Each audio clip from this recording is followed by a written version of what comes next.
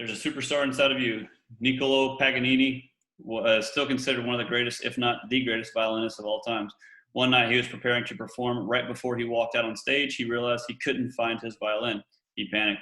He knew he had to go out on stage and perform, so he borrowed another performer's violin. He was horrified, but he realized that he had no other choice. After the concert, Paganini told one of his friends, "Tonight, I learned the most important lesson of my whole life. Before tonight, I thought the music was in the violin. Tonight, I learned that the music was in me." Everything you need is already inside you. This is true. You affirm in yourself what is actually there and what is actually possible. We set our own parameters for what we're truly capable of, and we do this mentally, whether it's consciously or subconsciously, and it's proven when in very alarming circumstances. If you've ever heard of the phenomenon of hysterical strength or the stories of moms lifting cars off of their kids, there's a video of a Vietnam veteran lifting a helicopter off of his friend that was stuck under it in a ditch. There's all of these stories about these superhuman feats that come out when the adrenaline is right and the inhibition is essentially shut down, or we have disinhibition. But those are the moments that we learn that it's inside of us. It's what we're capable of. It's what we believe we're capable of. Nothing more, nothing less. So keep that in mind, both in strength, academics, where you want your future to be, or any of the above. All right, now the mushy stuff's out of the way. We go to the overhead pressing. It can be dangerous. Pressing overhead is not for everyone. People who do not possess adequate shoulder mobility will compensate with lumbar hyperextension. This is the same thing as deadlifting incorrectly or any other form of improper exercise. It's an improper exercise if the person is not mobile to do it. Potential cause of low back injuries. Improper technique can cause impingement of the tendons of the rotator cuff muscles between the head of the humerus and the coracoid and I always struggle with this one, acromion of the scapula, so the AC joint. So essentially, if we don't have good shoulder mobility and we force our shoulder into that range of motion with weight, it's a recipe for disaster. The press itself is not dangerous. It's especially not dangerous in people who perform the exercise correctly and have the necessary mobility. How do we know if they have the necessary mobility? We perform the shoulder flexion test, or the 180-degree shoulder flexion test. In order to do this test, we put our head, upper back, and butt against the wall. We lift we lift our arm fully extended and palm neutral, so inside, all the way up. And we should be able to touch the wall or achieve 180-degree flexion. So from my hip up in that circle, half a circle, 180 degrees, full circle will be 360, and probably some kind of demonic possession. So shoulders, upper back, butt, heels, head on the wall. Nothing should move. We shouldn't see our rib cage. We shouldn't see our rib cage flare. Can't pan the camera down a little bit. We shouldn't see a flare in our rib cage or our lumbar hyperextension or more space between our back and the wall. We should not see those things. Our elbow should not bend. Our hand should not flail out. Let's see what else. Our humerus should not internally rotate. That's the hand flaring out. Similar flaw.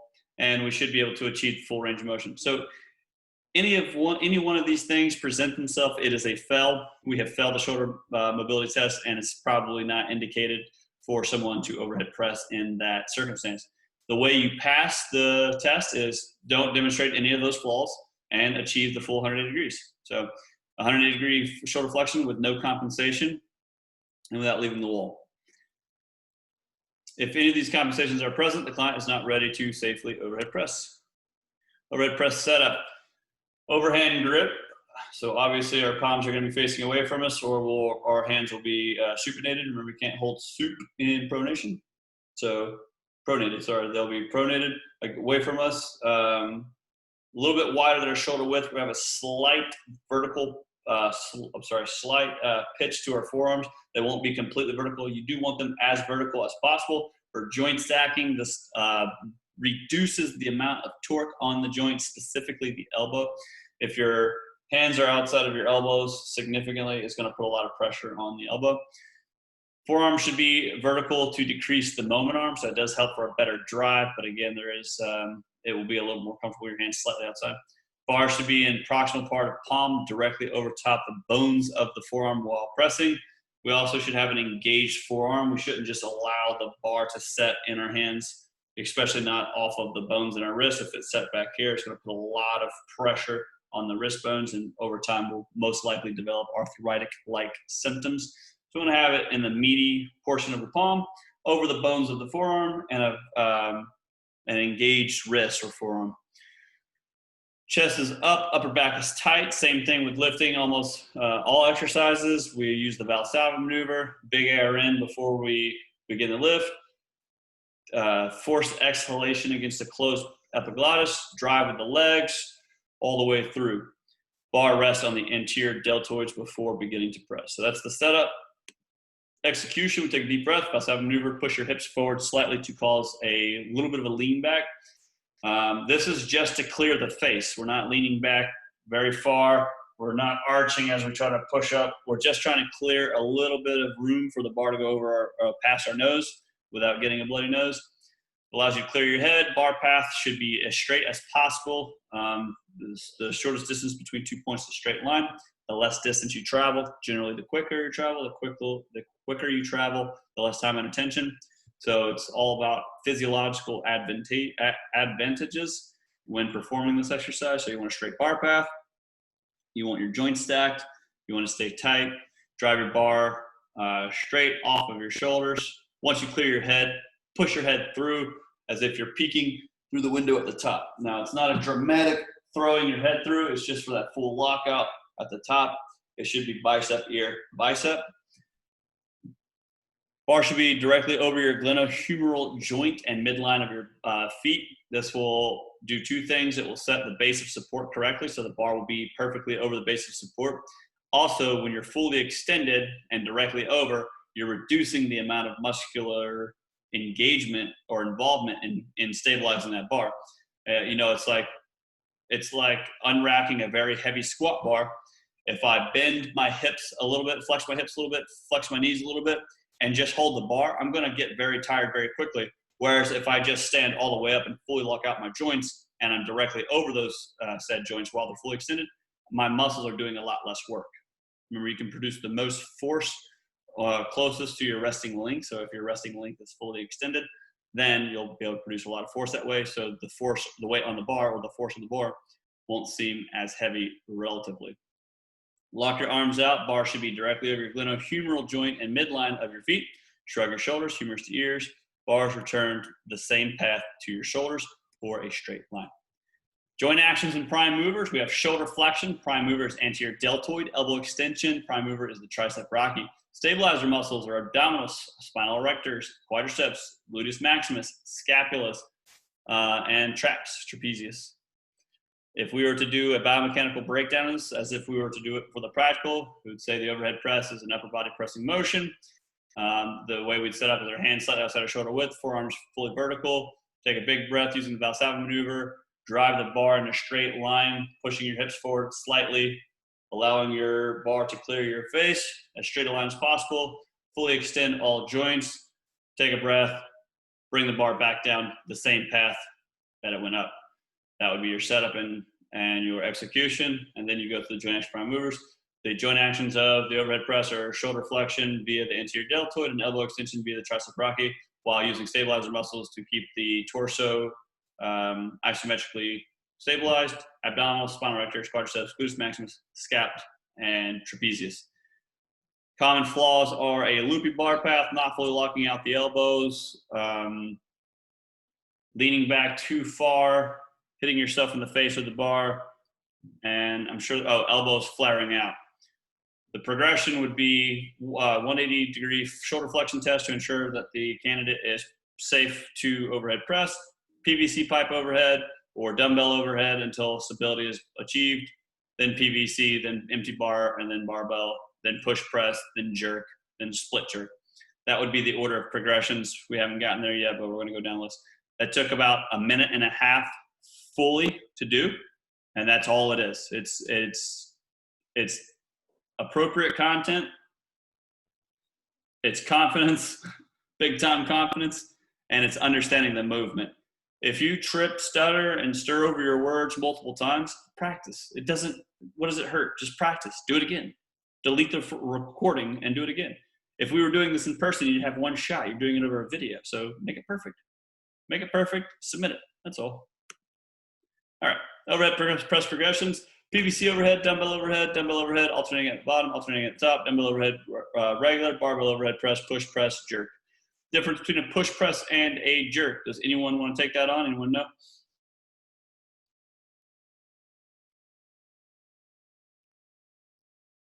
Okay, so the difference between a push press and a jerk, push press is one knee bend. So I'm gonna get out of my chair for this one.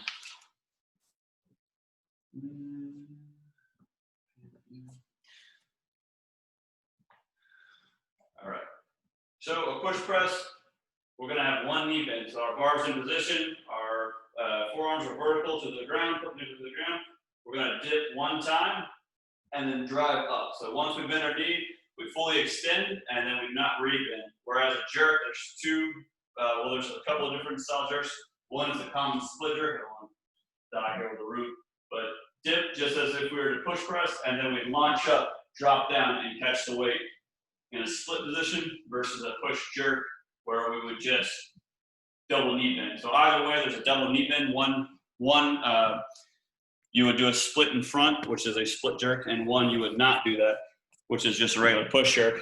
And then finally, the push press is one knee bend. So the simplest answer is the difference between a push press and a jerk is one knee bend or two knee bends and dropping under the bar to catch it, which is done on a jerk, not a push press. Those are the difference. Common flaw is horizontal barbell movement, meaning the bar drifts away from you. The way we would correct that is keeping our upper back engaged, making sure we have a straight bar path, making sure we're not leaning too far back and pushing through the triceps. Lumbar hyperextension, our abs are not tight enough, weight's too heavy, or we don't have good mobility. Limited range of motion, either tricep strength, not being able to lock the elbows all the way out, or poor mobility, in which case we should not be doing the push press anyway, or the overhead press anyway. Cues to fix it: hips forward if you're leaning too far back, elbows to ears if you're not locking it out, tight core if you're leaning too far back. 2 dumbbell overhead press to build stability. First, we alternate at the bottom, so 1 dumbbell down, press, and then alternate. The other one would be alternating at the top, where 1 dumbbell is locked out at all times versus 1 dumbbell down at all times. Purpose is to teach scapular stability. Common flaws: horizontal dumbbell path or barbell path, depending on what implement you're using. Limited elbow extension, lumbar hyperextension. A lot of the common flaws and cues are the same for these variations. So just understand the movement and know the common flaws. Obviously, if it's a dumbbell, then it's a horizontal dumbbell movement. If it's a barbell, it's a horizontal barbell movement. Lumbar hyperextension is one of the flaws for all variations. And lack of range of motion is also a common flaw for all variations. Push press, same thing. A little bit more of a complicated exercise, can go significantly heavier on a push press. A trained individual could do close to 50 to even 100 pounds more on a push press than a strict press. Cues for that are dip the hips, drive with the legs, hips forward, elbows to ears, tight core. You want a lot of power coming from the legs. If you're going to use your legs, use them all the way. I submitted 2 videos here for you guys to watch on the jerk, teaching the jerk from vetted resources. The breathing pattern, as we discussed before we press, we take a big breath using the Valsalva maneuver, which is the forced exhalation against the closed glottis. It's used to increase intra-abdominal pressure, to increase your stability. Purpose is to stabilize the lumbar spine. You're creating a fluid ball inside of your visceral area or intra-abdominal area. That fluid ball acts kind of like an airbag for your spine. Proper breathing procedure: deep breath, expanding the diaphragm, perform Valsalva maneuver during concentric and eccentric phases. You can take a breath at the top if needed, take breaths between reps and repeat, or take a quick breath at the top of the rep during lockout. Avoid loss of tension. That will keep you from blacking out, because as you use the Valsalva maneuver, you do have a significantly increased blood pressure, or you can. Using the Valsalva maneuver is not dangerous, but it has risks. Make sure you understand that. How to spot the overhead press according to the NSCA is also in here. Don't worry about review or homework. That was for the before time when we were in person. That was 23 minutes. Do we have any questions on the overhead press? I know I flew through it, but you have your whole lives ahead of you with this material. It's not going anywhere. Do we have any questions on the overhead press? No, I think it's like the easiest compared to the rest of them. That was the easiest one. It's very easy. It's shoulders and elbows. There's not a whole lot to it. You could get very deep in the weeds if you wanted, and we could go over the Olympic explanation of a split jerk, but it takes Olympians 3-4 decades to master the split jerk, and I got you for 16 weeks, so I gotta prioritize. So yeah, it's a very easy lesson. The questions could be tricky if not paying attention. The whole goal is to try to trick you guys with wording and things like that. It's the entire scheme, right? Now it's pretty simple. Understand the movement though. Don't underestimate it, but don't overestimate it either. It's very easy. All right. So we're going to shut that down. I'm going to go into our quizzes. We're going to do a quick review, and then that will be it.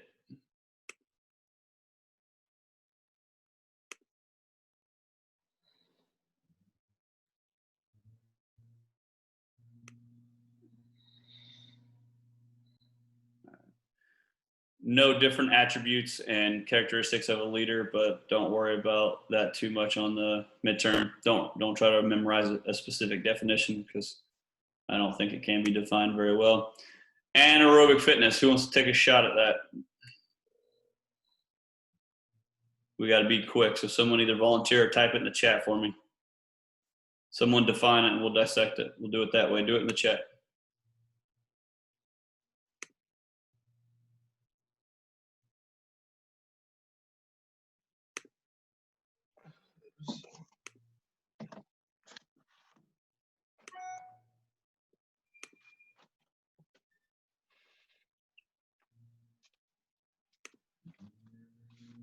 Yeah, exercise doesn't require oxygen.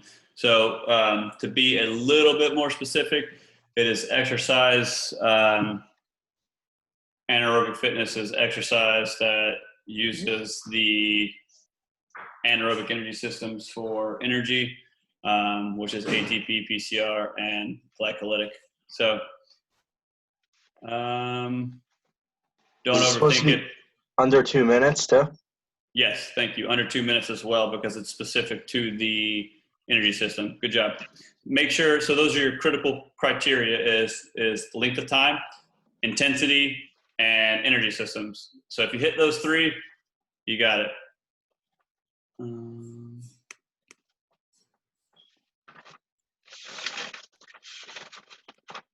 All right, so, and then keep typing in the chat just to save time. How do you give feedback and when should it be delivered? Type it up in the chat.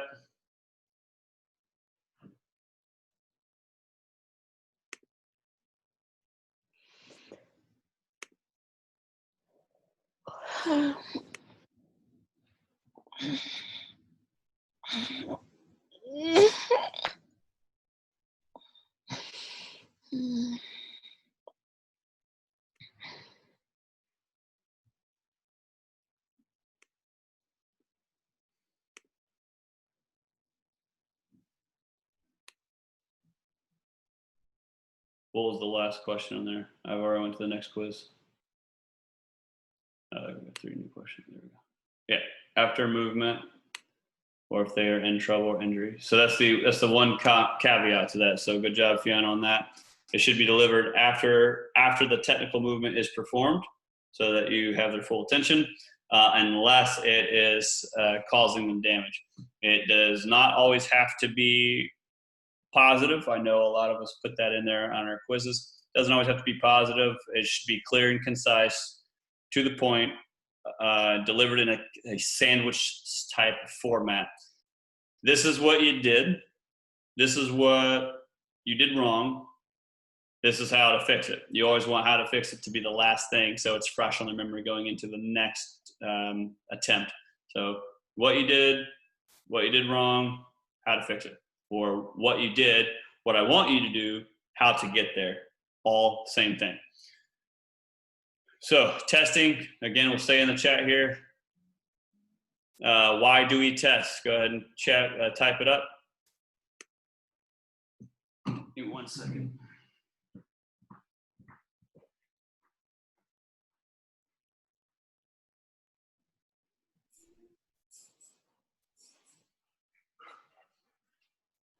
No.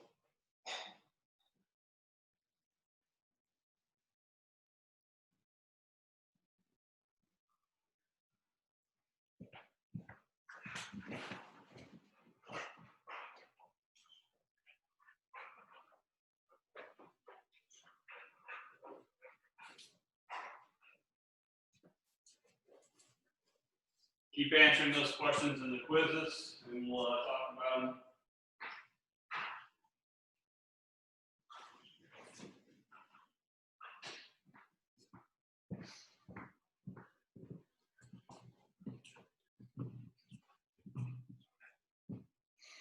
So there's a few main reasons why we test. 1, to establish a baseline.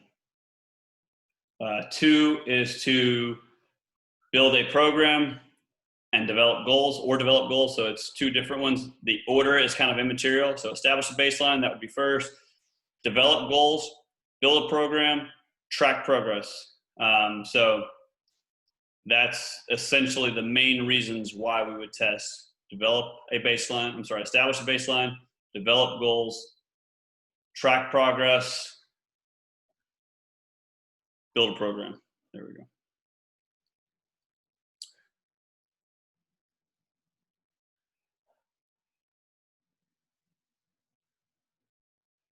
All right.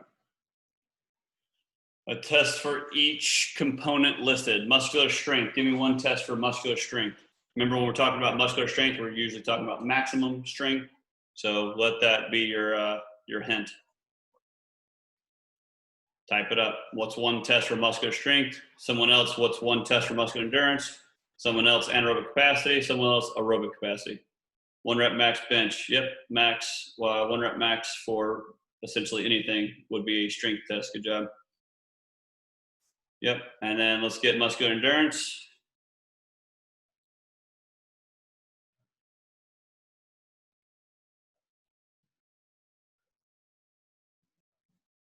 Um, 15 sit-ups may be a good goal for someone for muscular endurance if they have lacked it previously.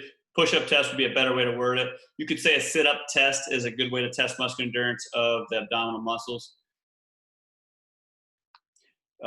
Jump roping would be an anaerobic capacity test. I would feel that it would be more along the lines of that. Sit-up test, yeah. So real common one in the military is 2-minute push-ups, 2-minute sit-ups test, and then a 2-mile run. So 2-mile run would be your aerobic capacity, and 2-minute push-ups, 2-minute sit-ups would be your muscular endurance. Another muscular endurance test that's real popular is pacer test for aerobic, absolutely. Another popular test for muscular endurance is the NFL Combine's 225 bench press test for reps. They love that.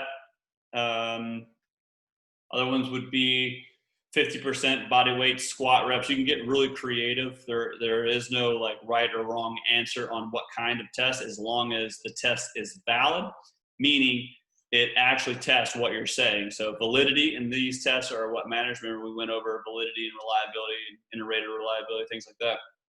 Validity is what matters here. So if you tell me that a Turkish get-up 1 rep max is a strength test, I cannot deny that, because that is valid. You are testing your maximum ability to perform 1 rep on a Turkish get-up. It's rare. You wouldn't see many people do it or agree with it, but it's not wrong. All right. Moving on, list the order in which the test above should be performed. So muscular, let's go ahead and do the full run here. There are flexibility and agility tests. Where do you think they would fall on a list of tests? flexibility and agility, 1 through 6. I'm sorry, not agility, flexibility and body comp, 1 through 6. Give me a number. Type it in there, 1 through 6. Flexibility and body comp tests. Would they be first, second, third, fourth, fifth, sixth? Type it in. First, yep, there we go, good. All right, and then aerobic capacity. 1, 2, 3, well, we already done 1, so 2, 3, 4, 5, 6, 6, good, perfect. Anaerobic capacity, 2, 3, 4, 5, 5, excellent. Muscular power, 2, 3, 4, good. Muscular endurance, 4, good. And then the last one obviously would be 3, and that is muscular strength. So in order for, good job guys. In order, you got your non-fatiguing test, body comp and flexibility is 1, 2, actually, I'm sorry. With agility not in there. Agility does come before muscular power, according to the NSCA. It's still pretty unique to me, but whatever. So the appropriate order, this is on me because I didn't throw it in there as an option, but there's 7 components of fitness. Flexibility and agility is number 1. Flexibility and body comp is number 1. Agility is number 2. Muscular power is number 3. Muscular strength is number 4. Muscular endurance is number 5. Anaerobic capacity is number 6. Aerobic capacity is number 7. All right, if agility is not in there, then this order is perfect. What are the 2 main components of a warm-up? Go ahead and type them in. Don't overthink it.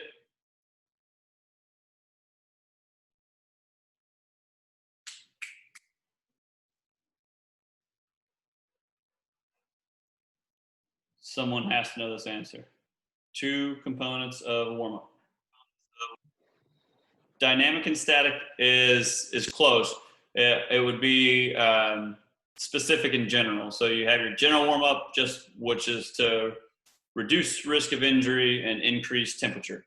Then you have your specific warm-up, which is to increase nervous system activity or post-activation potentiation, move your joints through their full range of motion, move your joints specific to the main exercise, viscosity of joint fluid. I think you're decreasing the viscosity though, because viscosity should mean viscous or thick. So you're trying to decrease viscosity of joint fluid. I'm pretty sure. I could be wrong about that. My head's not in the right path there. So you're warming up the fluid inside the joints. You're warming up the muscle, making it a little bit less plastic, more malleable. You're moving the joints throughout their full range of motion, and you are warming up the central nervous system. So that's your specific. Your general is increased temperature. That's it, increased temperature. A warm-up should last about 30 minutes. True or false? I would say false because it's a little long, right? Yeah, it's a little long. Okay.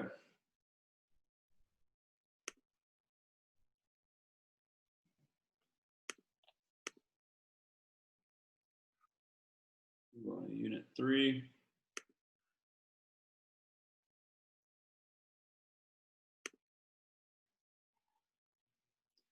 Concentric muscle action is with or against gravity?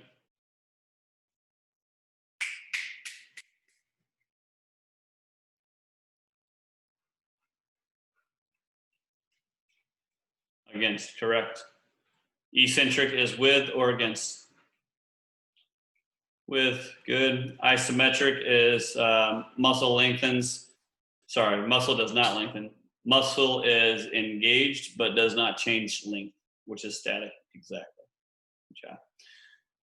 The different type of muscle fibers, we'll sum this up. There's 2, 2x, and 1. That's it. 1, 2, 2x. You may see 1, 2a, 2x. You may see slow oxidative, fast oxidative glycolytic, and fast, just fast. But at the end of the day, no matter what the description of them are, they're the same thing. So if the answer was supposed to be fast oxidative glycolytic, but you answered type 2A, you're still correct. You'll still get the points. I will just have to manually override if you got the question wrong on the exam, just a heads up. So don't worry about that. Don't freak out and email me like, I got all the answers right. I just worded them wrong. It's okay. I go through all of them anyway. And if you still have a point of contention on one of the questions, remember the question, send me an email and we'll get it fixed. Explain the difference between a prime mover and synergist. We've beaten that to death just about, so I feel confident that you guys will perform well with that question. Prime movers and synergists. Unit 4.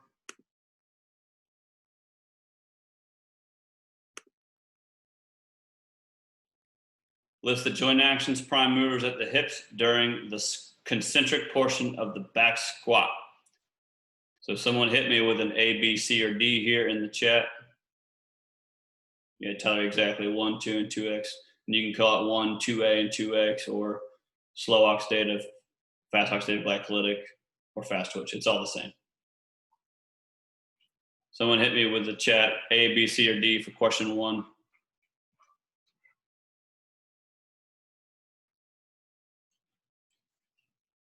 Concentric portion of the back squat, we have hip extension, glute maximus and hamstrings, bicep femoris, semitendinosus, semimembranosus, adductor magnus, and of course the bicep femoris, which is left out of there, but either way is part of, oh, it is right. So yes, correct. That is question 1, which the answer is A. Question 2, list the joint actions, prime movers at the knees during the concentric portion of the back squat, A, B, C, or D.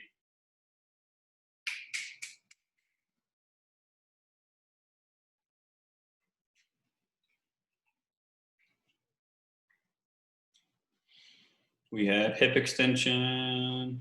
We're looking at joint actions. So I'm seeing a lot of B's, but question 2 should be quads, vastus lateralis, intermedius medialis, and rectus femoris, which would be A. Remember, we're looking at the knees here for number 2. Make sure you read the question. That's probably the most similar to how the exam is worded. Question 3, list the joint actions, prime movers of the trunk during the concentric portion of the back squat. List the joint actions, prime movers of the trunk during the concentric portion of the back squat. We have A, B, C, or D. We know we're talking about the trunk. We only know of one muscle that is active at the trunk in those answers provided. That is also A.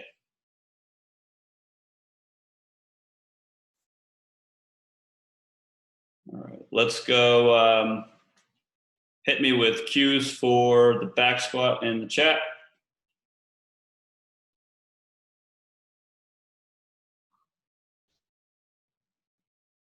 Bar over midfoot's a good one. Neutral chin and spine, good one. Knees out and back, good. All right, good job, guys. What are some considerations for coaching cues? Everyone should be real familiar with that answer. I think I've, again, probably overemphasized that. They are not a fix-all.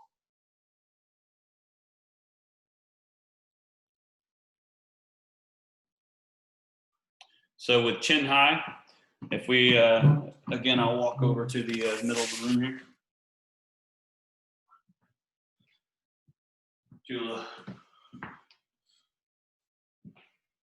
If I'm in a good squat position and the bar is on my back, I'm going ready to squat. If I cue up chin high, that's going to elicit this response. And with my chin high bend, my neck is no longer neutral.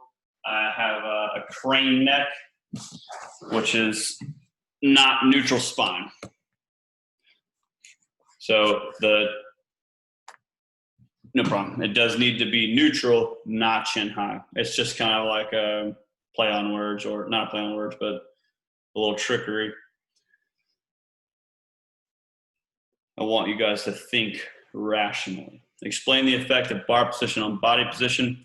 We understand at this point that it changes the positioning of our body, and it changes the changes the torques on our spine versus shear versus compression. Shear for low bar, compression for high bar, because you're With high bar, you're stacked more on top of the vertebrae, so it's compressive force, whereas a low bar, your pressure is more to the side, which is shear. So if this were my vertebrae and I have the bar sitting on this vertebrae and pushing it forward, so it'd be shear. Changes the line of the torque. List the progressions and regressions of the back squat in order. That will not be on the exam. It would be like matching, like match the regressions in order. And you would just select it that way.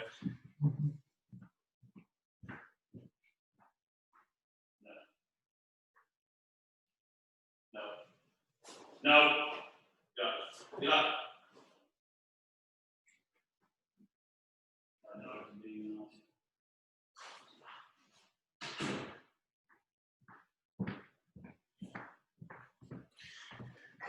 Sorry. Okay. We go to the next one. Does stretching help prevent anterior pelvic tilt when squatting, or does it have to do with the lack of strength that causes pelvic tilt? Completely relative. It could be tight hip flexors, weak hip flexors, could be weak abdominals, could be overly active QLs and glute med. Completely relative and case by case. It's a very common topic to research and debate and argue. And I think it's probably best left to a physical therapist. Many of you who are interested in that tract, either as a profession or in your capstone project, I have aligned you with 2 physical therapists that one I have personally used, and one is a friend and client of ours, and they're both great people. So they'll probably be able to answer that better than I could. I would say it could be all of the above or any of the above, and it depends on what that person does. So I don't do a lot of sitting. I do have some anterior pelvic tilt, but I do a lot of strongman competitions and training, which does use a lot of posterior chain. So I'm constantly tight in my posterior chain. I don't do a lot of abdominal work. So I know for me, mine is probably caused by weak lower abdominal muscles and overly active, overly powering posterior chain muscles. So I'd say it's case by case. Hate to give you a vague answer, but it's the nature of the beast, unfortunately. All right, we'll go to unit 5.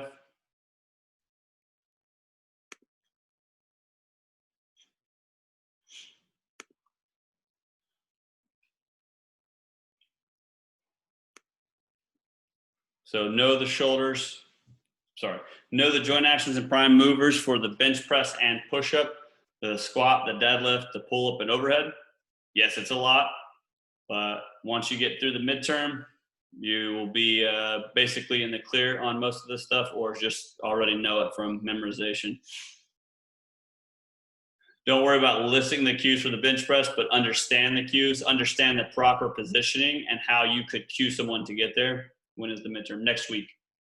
Next week during our normal class time. List the push-up and bench progressions in order. Don't worry about listing them in order for the midterm, but understand that a weighted push-up is harder than a kneeling push-up or a modified push-up. Common flaws, know them well, know how to coach them out. If you have loopy bar path, know that you tell the person to tighten their upper back. It will help them keep the bar path more correct. Tell them not to flare their elbows if they're flaring their elbows, things like that. Know the common flaws. It's going to be the same for 5, 6, and 7 units with what you're expected to know. And it's the prime movers and joint actions of all the exercises that we have gone over. Common flaws. Know them well. Study this week. And I will stop there for any questions, comments, or concerns. You can chat them up. I'm going to stop the share. I'm going to stop the recording.